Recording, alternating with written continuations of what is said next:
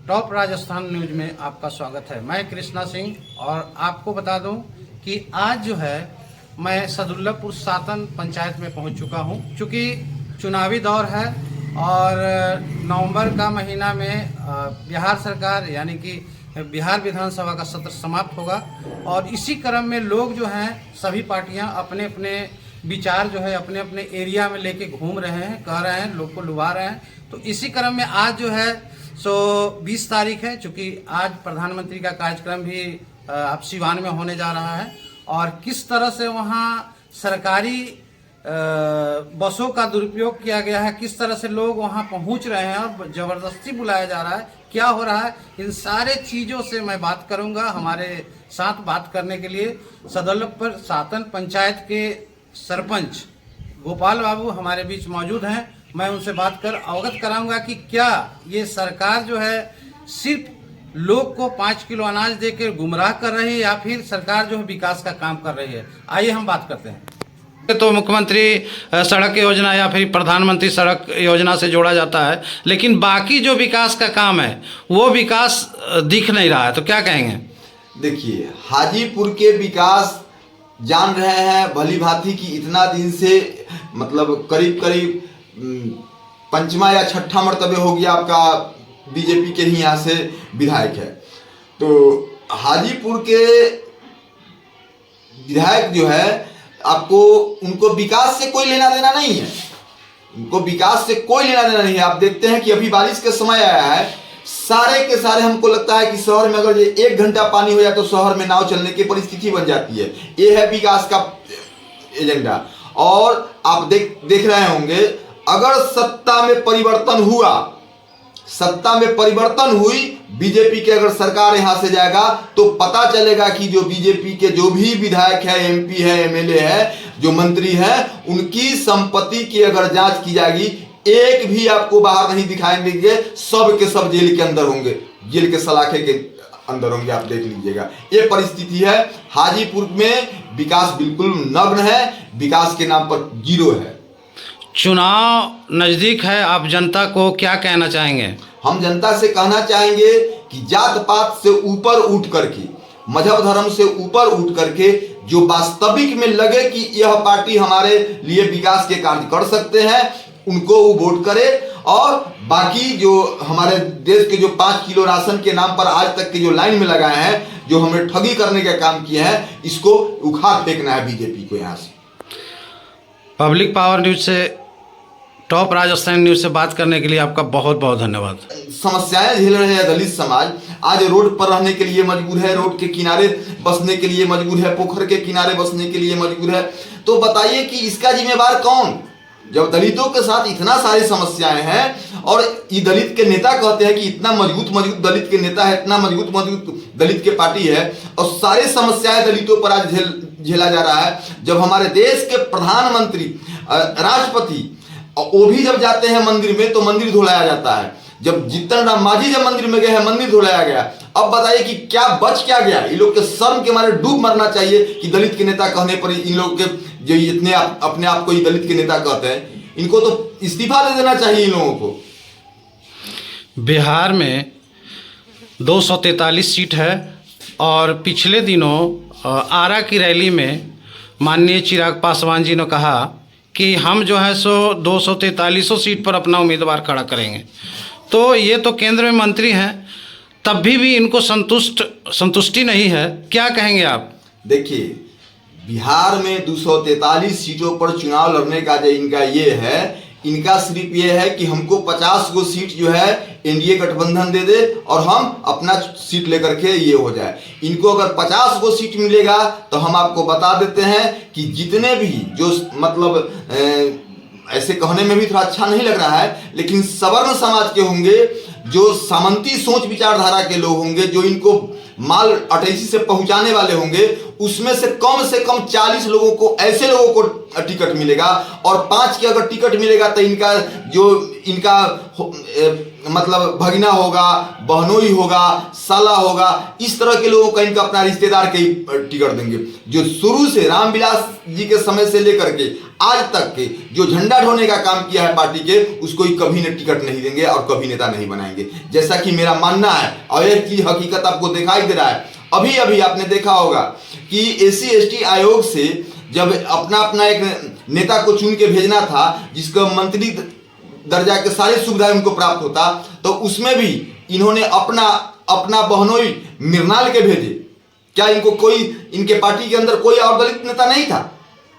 जीतन राम मांझी अपना दामाद के भेजे, क्या उनके पार्टी के अंदर कोई नेता नहीं था? इन लोग सिर्फ दलितों के बुर्बक बना करके इनको जो है झंडा ढोवाने के काम करेंगे, उन्हें नेता कभी बनने नहीं देंगे और उनको कभी आगे बढ़ने पर इन्होंने काम नहीं करेंगे, जैसा कि मेरा मानना है। ये हकीकत दिखाई दे रहा है। हाजीपुर में, प्योर हाजीपुर के मैं बात कर रहा हूं, हाजीपुर में आपको देखे होंगे कि अभी पासवान चौक के आसपास में जो रोड के किनारे बसे हुए लोग हैं, आज भी जो रामविलास जी के समय से जो बसे हुए थे, आज भी रोड पर बसे हुए, इनका कई एक शहर में महल बन गया होगा। चिराग पासवान के कई एक शहर में महल बन गया होगा, लेकिन जो हमारे गरीब थे, जो 78 साल पहले गरीब थे, वो आज भी गरीबे हैं, आज भी रोड पर बसे हुए हैं। ये है इनकी सच्चाई। चिराग पासवान जी और उनके सभी घटक दल जो हैं बोलते हैं कि RJD जो है परिवारवाद है, या गुजरात में, और यहाँ के लोगों को बिल्कुल जो है निकम्मा बना दिया और पलायन के लिए मजबूर किया है। सर एक बात हमको बताइए कि अभी जो जन स्वराज पार्टी के जो संस्थापक हैं, उन्होंने जो बात कही है गांव-गांव जाकर, चूँकि लगातार 4 महीना से वो रैली कर रहे हैं, रैली क्या मतलब जनसंपर्क कर रहे हैं, तो प्रशांत किशोर जी का कहना है कि अगर चुनाव के समय नया नया बात आता है और चुनाव के समय बेरोजगार लोग नज़र आते हैं, मजदूर का पलायन नज़र आता है, तो जब चुनाव ख़त्म हो जाता है तब क्यों नहीं आता? क्या कहेंगे आप? मैं कहना चाहूँगा कि अभी तक के जो प्रशांत किशोर जी जो कह रहे हैं कि हम जो है अब जनता के बीच जाते हैं और जनता के जगाने के काम कर रहे हैं, इन्होंने राजनीतिक विशेषज्ञ रहे हैं और सभी जितने भी अभी पार्टी है जो मतलब सारी भ्रष्टाचार में पूरी तरह संलिप्त है, सभी पार्टी के साथ तो ये काम अपना कर चुके हैं। तो अब इनके बारे में हम विशेष क्या कह सकते हैं? ये भी उससे कहीं ना कहीं से ग्रसित है, कहीं ना कहीं किसी भी पार्टी का एजेंट है, हमको तो यही दिखाई दे रहे हैं। हाजीपुर के सांसद माननीय चिराग पासवान जी हैं, आप जान रहे हैं, जो स्वर्गीय रामविलास पासवान जी के बेटे हैं।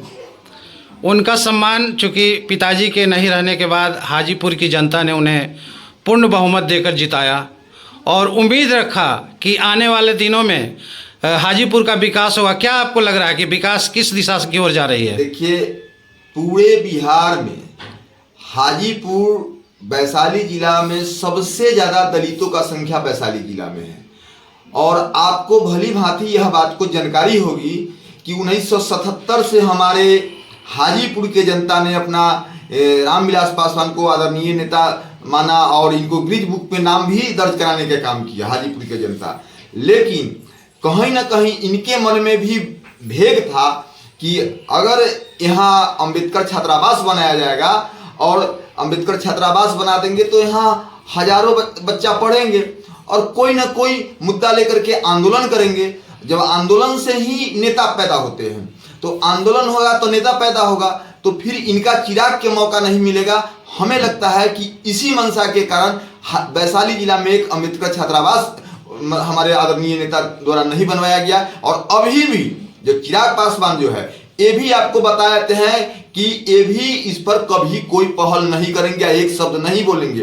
ये सिर्फ कहने के लिए कहते हैं कि हम दलितों का नेता है। जब दलित के नेता चिराग पासवान कहते हैं, दलित के नेता जीतन राम मांझी कहते हैं, दलित के नेता ठावले कहते हैं, दलित के नेता मायावती जी कहती हैं कि हम हैं, तो दलित के इतना सारे नेता होने के बावजूद भी 78 साल आज़ादी के बावजूद भी आज भी दलित के घोड़ी पर चढ़ने पर उसको घोड़ी पर से उतार दिया जाता है, मूछें रखने पर हत्या कर दी जाती है, चापाकल के पानी पीने पर उसकी हत्या कर दी जाती है, पोखर के पानी पीने पर उसके वर्जित किया जाता है। मतलब इतना सारे। हाजीपुर के सदुल्लापुर सातन पंचायत के सरपंच साहब श्री गोपाल बाबू हमारे बीच हैं। जैसा कि पूर्व में हमने आपको बताया कि राजनीति जो है वो किस तरह से करवट बदल रही है, क्योंकि बिहार विधानसभा का चुनाव होना है और सभी दलों के लोग जनता के बीच जाकर तरह तरह के प्रलोभन दे रहे हैं। और जिस तरह से लोग प्रलोभन लगातार पिछले 78 सालों से प्रलोभन देते आए हैं, तो कहीं ना कहीं लोग जो हैं त्राहिमाम हो गए हैं। गरीब तबका के लोग जो भी हैं वो परेशान हैं। तो इस पर ज़्यादा फोकस नहीं डाल के लोग केवल प्रलोभन, वो 5 किलो अनाज या फिर नए सिरे से अभी जो है बिहार सरकार जो है ढेर सारी वैकेंसी निकाल रही है। तो आखिर आज से 5 साल पहले जब वैकेंसी निकालने का बीच का जो 4 साल जिसका उम्र रहा होगा, बचा हुआ होगा, उसका तो समय समाप्त हो गया। तो जिस तरह से अनैतिकता बढ़ती जा रही है, कहीं ना कहीं सरकार जो है आलोचना के घेरों में है। हम सरपंच साहब से ये पूछना चाहेंगे कि क्या ये जो तरीका है चुनावी के समय प्रलोभन देना और फिर चुनाव खत्म हो जाता है तो सब अपने अपने जगह पर चले जाते हैं। सबसे पहले सरपंच साहब, टॉप राजस्थानी न्यूज़ में आपका स्वागत है। आपका भी स्वागत है। सर ये बताइए कि जिस तरह से अभी बिहार विधानसभा का सत्र समाप्त होने वाला है नवंबर में, उसके पहले ही चुनावी रणनीति अपनाई जा रही है। सभी दल के लोग जो हैं अन्य अन्य जगहों पर जाकर अपना अपना लोगों के साथ चुनावी रणनीति अपनाकर प्रलोभन दे रहे हैं। क्या कहना चाहेंगे आप? देखिए, अभी आपने देखा होगा आज 20 तारीख है और आज के दिन ही सिवान में माननीय प्रधानमंत्री का एक बहुत बड़ा रैली होने जा रहा है। उस रैली में उसको बहुत बड़ा रैली कहा गया है जी। भीड़ नहीं जुटने के कारण इन्होंने जो सरकारी जो जीविका दीदी है, आशा है, सहायिका है, इस सबको जो है सरकारी बसेस, सरकारी धनों का दोनों हाथ से दुरुपयोग किया जा रहा है, सरकारी तंत्र का दुरुपयोग करके। और जो भी इनके जिनको मतलब सरकार के अधीन है उन लोगों को जो बुला करके और भीड़ जुटाने का काम किया जा रहा है। इनके साथ जनता इनका साथ छोड़ दिया है, क्योंकि इन्होंने 2014 के चुनाव में भी झूठ बोला था कि हम 15 लाख रुपया खाते में देंगे, वो भी इनका जुमला निकला। उसके बाद इन्होंने कहा कि 2 करोड़ युवाओं को हर साल नौकरी देंगे, ये भी जुमला निकला। और इन्होंने कहा था कि हमारे 2022 तक एक भी झोपड़ी हमारे देश में नहीं दिखाई देगा, ये भी जुमला निकला। इसलिए इनकी जनता जो है, जनता आपको पता होगा कि बिहार की जनता 39 सीट दे करके अपना बिहार के विकास के लिए इन पर काफी भरोसा किया था माननीय नरेंद्र मोदी पर। लेकिन इन्होंने इतना बड़ा गलती किया कि यहाँ से वोट तो लिए, लेकिन इन्होंने सारा काम, सारा फैक्ट्री लगाने का काम। और ये खुद परिवारवाद हैं, तो आप इनके लिए क्या कहेंगे? परिवारवाद से देखिए, ये हकीकत है कि परिवारवाद से अधिकतर पार्टी जो है परिवारवाद से ग्रसित है, इसमें कोई संदेह नहीं है। मतलब इन लोगों को लगता है कि हम अपना समाज के वोट ले अपना जात के नाम पर, और मंत्री बनने की अगर बात हो, कोई अगर सीट देने की बात हो, तो वे हम अपना परिवार को दे। ऐसा कि ये है कन्फर्म है, इसमें कहीं किसी पर हम उंगली नहीं उठा रहे हैं या किसी को हम इससे बकस भी नहीं रहे। इस मतलब लमसम पार्टी इस तरह के कर रहा है, तो इसमें हमारा विशेष आपको क्या कह सकते हैं? सरकार नए सिरे से बनेगी, उसके पहले आप चूँकि राजनीति दाव पेच में रहते हैं, चूँकि सरपंच भी हैं और रहे हैं पिछले 2 दशक से, तो राजनीति जो फेरबदल हो रहा है, तो उसमें क्या कहेंगे कि जनता से क्या अपील करेंगे, किस तरह के लोगों को वोट दिया जाए ताकि सरकार बने और वो निश्चित रूप से दलितों, वंचितों और गरीबों के उत्थान की बात करें? देखिए श्रीमान, आप कहें कि 2 दशक से आप सरपंच हैं, सरपंच हम 2006 से हैं, और आपको बताते चले कि अभी सरकार जो वोट लेने का जो पॉलिसी अपनाया है, मेरा मानना है कि अब हम ये नहीं कहते हैं कि आप सिर्फ दलित के विकास की बात कीजिए, हम अमीर और गरीब के बात कर रहे हैं, सरभरा के बात कर रहे हैं। जो लोग आज तक के विकास से, आज़ादी के 78 साल के बावजूद भी उनको पता नहीं कि विकास किसे कहते हैं और आज़ादी किसे कहते हैं।